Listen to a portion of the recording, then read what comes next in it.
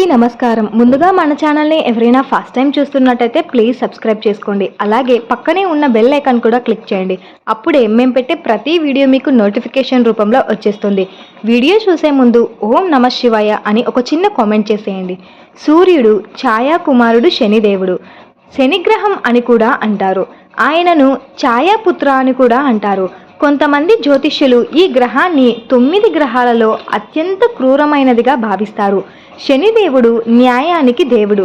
ఆయన ప్రతి ఒక్కరిని వారి కర్మల ప్రకారం కానుకలు ఇస్తాడు, అలాగే శిక్షిస్తూ ఉంటాడు. సాధారణంగా పిల్లలు పుట్టినప్పుడు వారి జాతకం రాస్తారు. ఇది వారి భవిష్యత్తును నిర్ణయిస్తుంది. శనిదేవుడు అంటే చాలామంది భయపడతారు. అతని ప్రభావంలో జన్మించిన వారికి శని మహాదశ లేదా సాదే సాతి అని పరిస్థితి ఉంటుంది. దీనివల్ల వారి జీవితంలో సమస్యలు వస్తాయి. కానీ శనిదేవుడిని ప్రసన్నం చేసుకోవడం ద్వారా ఈ దోషాన్ని అధిగమించవచ్చు. శనిదేవుడు తన భక్తులకు వారి తప్పులను సరిదిద్దుకోవడానికి అవకాశం ఇస్తాడు.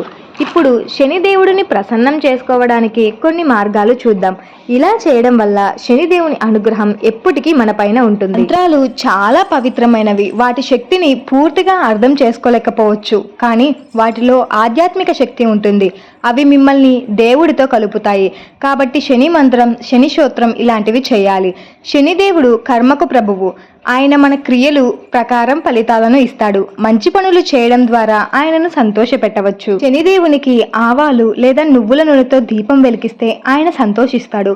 ముఖ్యంగా శనివారాల్లో ఇలా చేయడం మంచిది.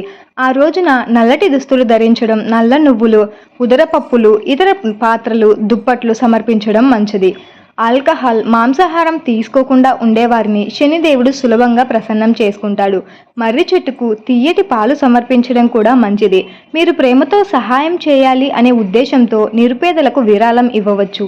ఇది శనిదేవుడిని ప్రసన్నం చేసుకోవడానికి ఒక చక్కటి మార్గం. శనివారాలు హనుమంతుడికి కూడా సంబంధించినవి. మీరు ప్రతి శనివారం హనుమాన్ చాలీసా జపిస్తే శనిదేవుడు సంతోషిస్తాడు.